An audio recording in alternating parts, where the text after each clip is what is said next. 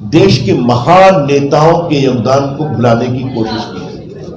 Congress government में, मार्क्सवादी government में, यूपीए गवर्नमेंट में पहला काम सरदार पटेल की प्रतिमा लगी, दुनिया की सबसे बड़ी प्रतिमा।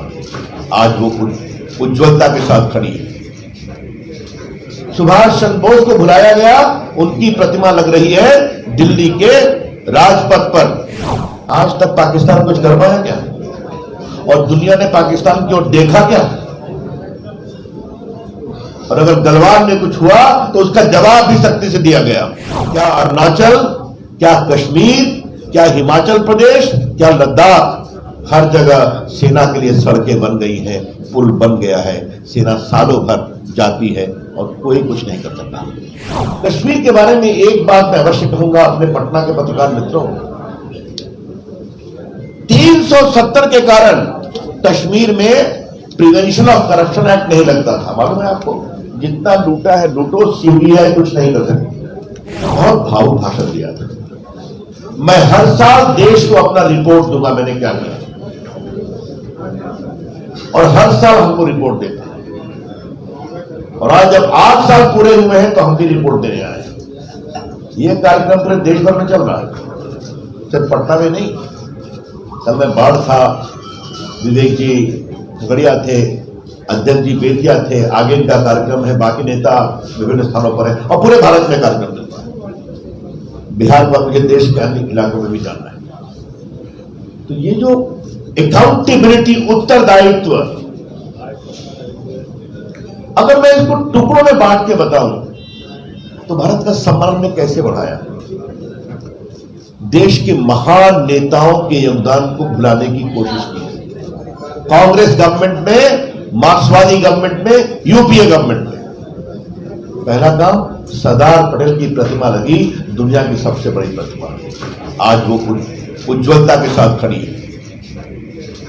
सुभाष चंद्र बोस को बुलाया गया, उनकी प्रतिमा लग रही है दिल्ली के राजपथ पर, जहां कभी इंग्लैंड के महाराजाओं की प्रतिमा लगती थी। और तीसरा, डॉक्टर अंबेडकर के योगदान को बुलाया गया। तो आप देख रहे हैं कि उनके 5 तीर्थ स्थल को, चाहे इंग्लैंड का उनका जहां रहते थे वो है, जहां उनका जन्म हुआ, जहां दिल्ली में रहते थे, और जहां उनका अंतिम निर्वाण हुआ, और जहां उन्होंने बुद्ध धर्म में एक प्रकार से सिद्धि पाई थी। यह होता है आने वाली पीढ़ी को देश के महान नेताओं का योगदान बताने का। मैं पहली बात सुरक्षा से शुरू करूंगा। आप मुझे यह बताइए कि हमने उरी में पिटाई की और बालाकोट में धुलाई की, सच्चाई है? आज तक पाकिस्तान कुछ कर पाया क्या? और दुनिया ने पाकिस्तान की ओर देखा क्या? और अगर गलवान में कुछ हुआ तो उसका जवाब भी सख्ती से दिया गया। दुनिया ने कुछ किया क्या? यह है भारत का नया पराक्रम। एक बात मैं आपको बताना चाहता हूं, भारत क्या है नरेंद्र मोदी की अगुवाई में। जब गडकरी जी अध्यक्ष थे तो राजनाथ जी की अध्यक्षता में एक कमेटी बनाई गई थी। हम लोग कश्मीर जाएंगे और वहां का पूरा सिस्टम जानेंगे। क्या बदलाव हुआ? लगभग मैं उसका सचिव था, माननीय नड्डा जी थे, शायद शाहनवाज भी थे। हम लोग 20 बार कश्मीर गए। लद्दाख में एक अजीब बात मालूम हुई। वहां गांव के मुखिया ने कहा कि सर, जब भी ग्रामीण सड़क बनती है तो उधर से चाइना से विरोध करते हैं और सड़क का बनना रुक जाता है। नहीं, क्या बात है भाई? तो शाम को 2 सेना के पदाधिकारी को मैंने बुलाया मिलने के लिए। दोनों संघ के स्वयंसेवक निकल गए, कानपुर का, देहरादून का। अगर दिल्ली से इंस्ट्रक्शन है चीन को इरिटेट मत करो। हमने कहा सड़क बनती है भारत में है तो इसमें क्या इरिटेशन? हमें चाहिए कांग्रेस पार्टी की ऑफिशियल लाइन है, कहां हमारी सरकारी लाइन है। और आज देखिए हमारे नरेंद्र मोदी जी की अगुवाई में क्या अरुणाचल, क्या कश्मीर, क्या हिमाचल प्रदेश, क्या लद्दाख, हर जगह सेना के लिए सड़कें बन गई हैं, पुल बन गया है, सेना सालों भर जाती है और कोई कुछ नहीं कर सकता। ये है राष्ट्रीय सुरक्षा। ये आपको समझना बहुत जरूरी है कि हमने कैसे काम किया। बाकी विवेक जी ने राम मंदिर की बात की, आर्टिकल 370 की बात की, 3 तलाक, ये सब कितने दिन से पेंडिंग था बताइए, और कितनी शांति से कि मुस्लिम कंट्रीज में भी 3 तलाक पर नियंत्रण हुआ था, लेकिन भारत में वोट बैंक की पॉलिटिक्स में नहीं होता था। तो आज देखिए आप, मुझे देश के कानून मंत्री के रूप में वो करने का सौभाग्य मिला, और आज बड़ी संख्या में मुस्लिम महिलाएं बहुत ही खुश हैं। आज मैं अपने पटना के पत्रकार मित्रों को एक रोचक कहानी बताना चाहता हूं। जब मैं संसद में इसको रखने के लिए रिसर्च कर रहा था, तो यूपी में सबसे अधिक 3 तलाक की पीड़ित महिलाएं थी। तो मैं कैसे होता है भाई, का रोटी काली हो गई तो 3 तलाक, पत्नी लेट से उठी तो 3 तलाक। और सबसे माननीय अध्यक्ष, एक क्लासिक किस्सा मैंने सदन में बताया था कि एक मुस्लिम महिला उत्तर प्रदेश में मोदी जी के भाषण में सुनने चली गई तो पति ने दिया 3 तलाक। क्या मतलब था? उन्होंने कहा कि ये विषय नारी गरिमा, नारी न्याय का है, सियासत और इबादत का नहीं। तो ये आपने देखा कैसे बदलाव हुआ है सुरक्षा में, राष्ट्रीय स्मृति में, ये सब बातें आई हैं। कश्मीर के बारे में एक बात मैं अवश्य कहूंगा अपने पटना के पत्रकार मित्रों, 370 के कारण कश्मीर में प्रिवेंशन ऑफ करप्शन एक्ट नहीं लगता था। मालूम है आपको, जितना लूटा है लूटो, सीबीआई कुछ नहीं कर सकती। राइट टू एजुकेशन नहीं लगता था। और तीसरा सबसे इंपॉर्टेंट, जो सर पे मैला ढोने वालों के खिलाफ कानून पारित हुआ था, वो भी कानून वहां नहीं लगता था। अब आप देख लीजिए, और तो और बिहार में आरक्षण की बात होती है तो वहां पर ओबीसी को भी आरक्षण नहीं मिलता था कायदे से, हमने खुद देखा है, और एससी एसटी को भी बेनिफिट नहीं मिलता था। तो यह बदलाव उन्होंने करके दिखाया। आर्थिक की बात माननीय विवेक ठाकुर जी ने कर दी है, मैं उसको नहीं छूंगा। मोदी जी ने कहा था मेरी सरकार गरीबों के लिए जिंदा रहेगी, उनके लिए काम करेगी। अब मैं बस 4-5 बिंदु आपको बताना चाहता हूं। गरीब माताओं को हम गैस का चूल्हा देंगे, आपको मालूम है? आपकी जानकारी के लिए प्रधानमंत्री उज्ज्वला योजना में हमारे पटना में 2,63,100 महिलाओं को यह मिला है, और देश भर में 3 करोड़ मिला। मैं आपको एग्जैक्ट अधिकृत नंबर दे रहा हूं जो एक दिन पहले के। ये जो स्वच्छता का अभियान है उसमें भी लगभग 4,19,000 टोटल ग्रामीणों को ये स्वच्छ भारत अभियान में शौचालय वगैरह मिला है। तो मैंने आपके सामने ये सारी बातें रखी, क्यों रखी? कि हम जो कहते हैं वो करते हैं। एक बात, अब देखिए ट्रांसफॉर्मेशन क्या होता है, ये मैं आपके सामने कहना चाहता हूं। अभी विवेक जी ने एक आंकड़ा बताया, क्या आपको मालूम है कि कितना, लगभग 2 लाख किलोमीटर से भी अधिक सड़कें बनी है 8 साल में हिंदुस्तान में, नेशनल हाईवे। और 8 साल में भारत नेटवर्क दुनिया में दूसरे स्थान पर पहुंच गया है। 8 साल में 3,85,000 किलोमीटर सड़क का निर्माण हुआ है।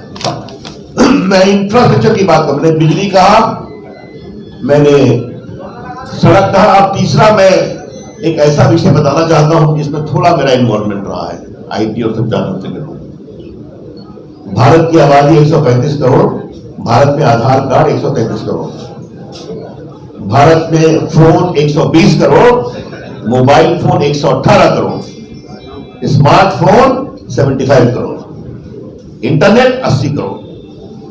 अब आप लोगों से हम लोग बहुत दिन से बात करते हैं। मैं पार्टी का प्रवक्ता, मुख्य प्रवक्ता, आपने मुझे कई बार खेला है इसी हॉल में या बगल के हॉल में। आप कैसे बदले हैं? ये देखिए स्मार्टफोन से रिकॉर्ड कर रहे हैं आप, ये स्मार्टफोन से रिकॉर्ड कर रहे हैं, वहां स्मार्टफोन से रिकॉर्ड कर रहे हैं, वो देखिए, ये देखिए, ये देखिए, ये देखिए। कैसे हमने देश के टेक्नोलॉजी को बदल दिया कि बड़े बड़े कैमरा समाप्त और छोटे कैमरा से आप रिकॉर्ड भी कर रहे हैं और साथ में वापस भी कर रहे हैं। फेसबुक में भारत दुनिया में नंबर 1 है, व्हाट्सएप पे भारत दुनिया में नंबर 1 है। ये आपके सामने है। मित्रों, मैं अंतिम बात कह के मैं अपनी बात समाप्त करूंगा, फिर आपके जो प्रश्न होंगे उसका हम लोग मिलकर जवाब देंगे। आज भारत का सम्मान क्या बढ़ा है बताइए हमें। आज भारत अपनी विदेश नीति को स्वयं तय करता है। न रूस के दबाव में है, न चीन के दबाव में है, न अमेरिका के दबाव में है। जो भारत के हित में होगा वो हमारा हित है। हम सम्मान सबका करेंगे, लेकिन हम अपना हित सबसे पहले। और जब इस तरीके से अपना स्टैंड लेते हैं तो अभी देखिए, जो हिंदुस्तान के बच्चे 23,000 फंस गए थे पूरे यूक्रेन में मेडिकल के स्टूडेंट में, और अध्यक्ष जी मेरे ख्याल में आप भी यही मानेंगे, हम लोग को भी पहली बार मालूम हुआ कि बिहार के इतने बच्चे यूक्रेन में पढ़ते हैं, नहीं मालूम था। अपनी कंस्टिट्यूंसी में मैं गया, अध्यक्ष जी गए, बाकी लोग सब लोग गए, हमारे विधायक लोग भी गए। मारियोपोल में बिहार के बच्चे और हिंदुस्तान के बच्चे फंसे हुए थे, फायर लड़ाई चल रही थी।